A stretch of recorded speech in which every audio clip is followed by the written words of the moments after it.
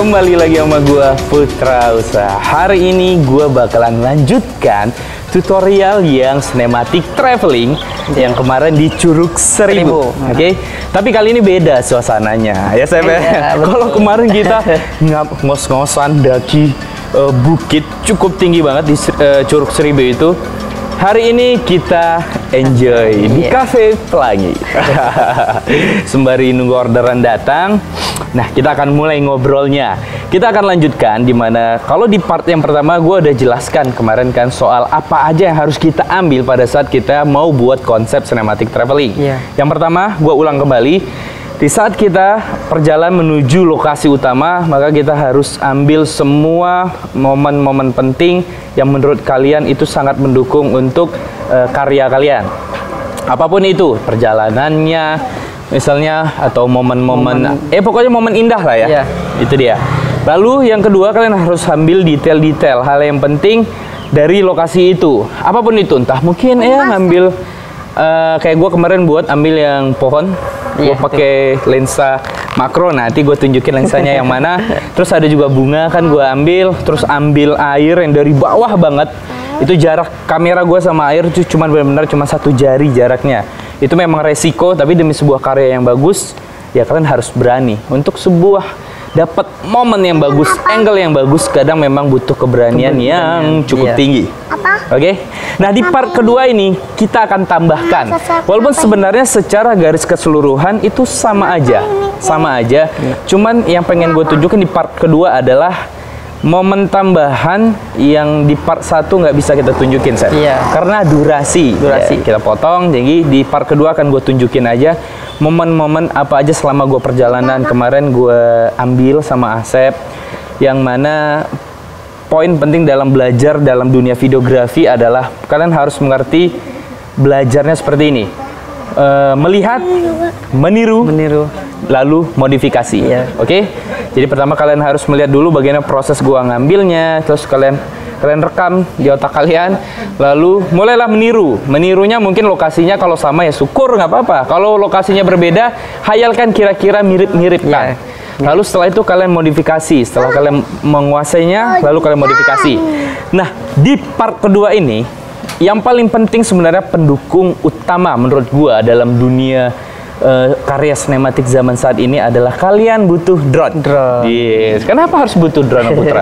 Karena darat tuh nggak bisa menangkap secara lebih lebar lagi. Kalau dengan drone, ibaratnya kita kayak bird angle. Kita bisa ngambil dari atas secara keseluruhan, kita bisa menunjukin betapa indahnya lokasi yang pengen kita tunjukin gitu. Nah, dengan drone itu biasanya lebih baik. Nah, untuk drone itu silahkan Om Asep Agung Hidayat lah. Kenapa? Kemarin tuh gini, lokasi seperti kemarin kita di bawah tebing banget. Itu kendala apa aja? Teman-teman pasti butuh informasi seperti ini, Om Asep. Ini sering terjadi kok. Kalau udah di bawah tebing itu pasti terjadi hal ini. Apa itu, Mas Sep? Yaitu kalau udah ya susah dapat sinyal GPS.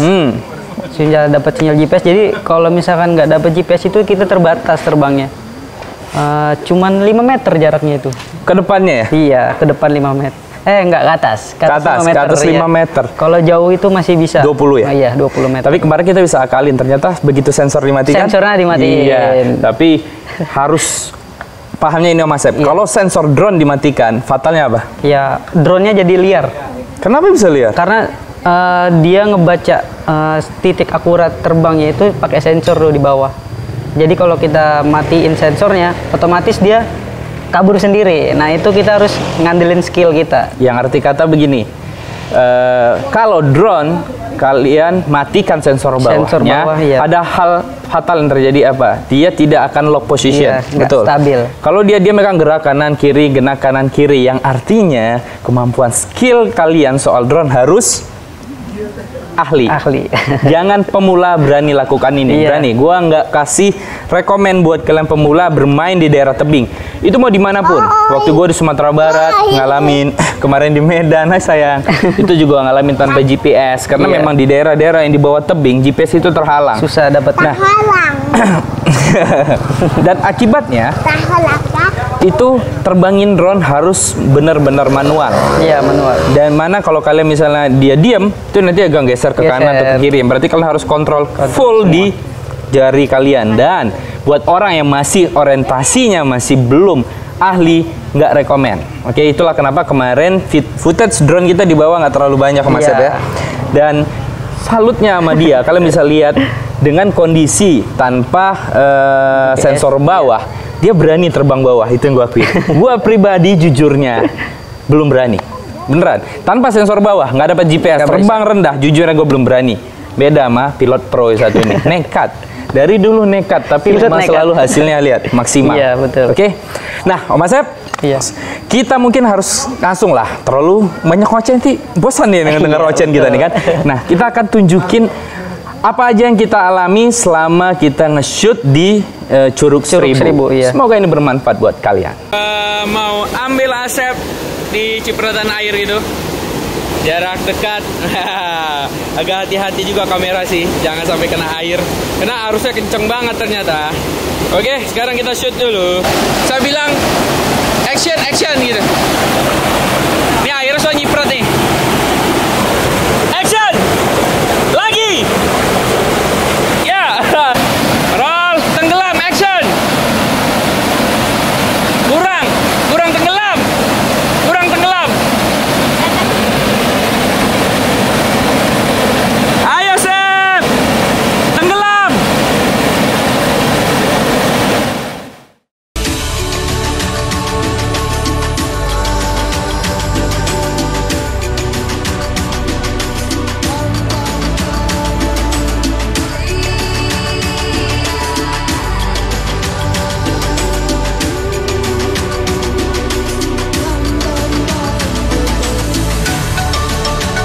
Di pojokan sana itu bagus banget, dimana nanti kamera mungkin dari situ nge-shoot gua atau Asep ada di sana. Kayaknya keren banget dalam bayangan gua, jadi gua mau ngambil. Yo, action.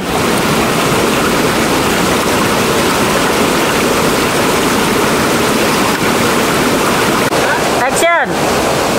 Dah.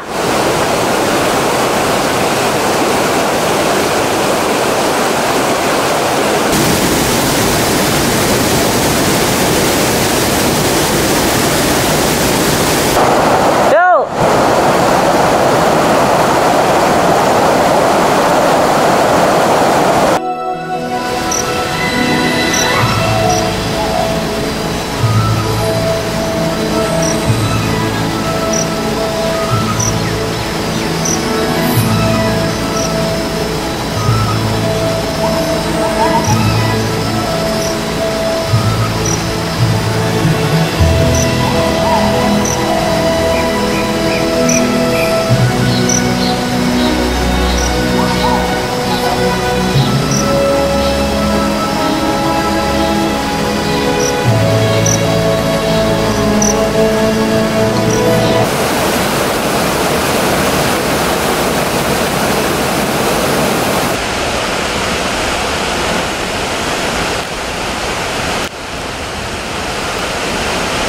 Diam aja. Sekali lagi.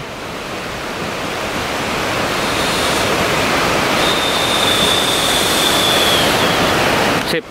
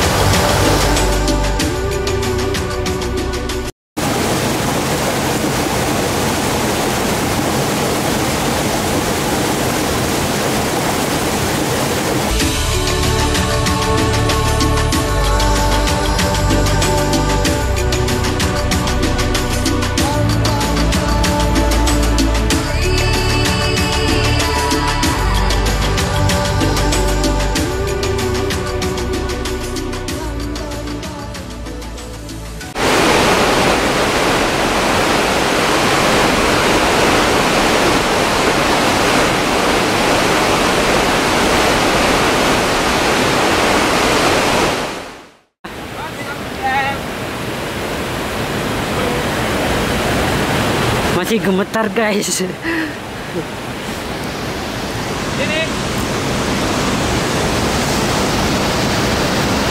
Arahin.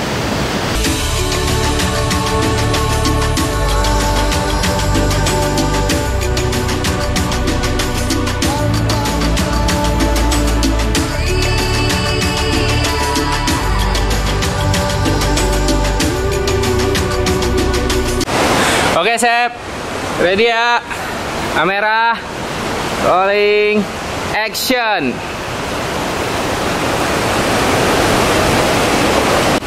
Sip, latihan dulu. Injak kaki di sini. Nah, situ ya, Sep ya. Ingat ya, sip.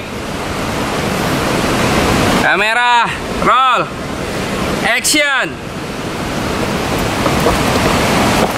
Oh, cakep. Airnya loh harus Iya. kurang ke sana tuh. Ah, situ. Ah, sip. Dah. Action.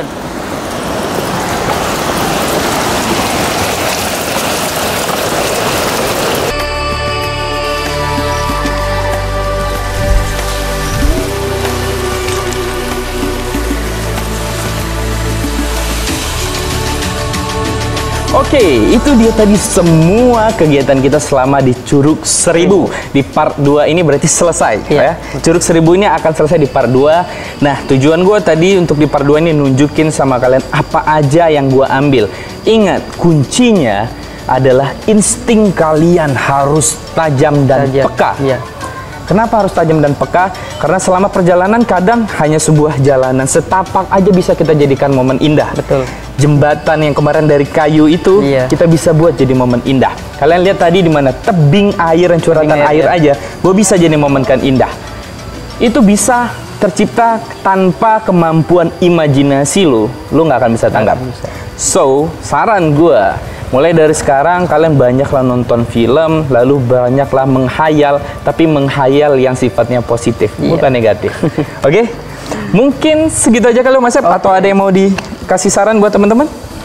Untuk saran bagi kalian yang masih orientasinya agak kurang ya, menurut gua jangan dicobain sensor ya. Betul. Karena itu fatal banget. Benar, fatal. Karena gue pribadi aja mental gue belum berani terbangin drone tanpa sensor. Karena bawah utamanya. Demi sebuah mendapatkan momen yang bagus itu saya relain, pokoknya memberanikan diri ya. Iya.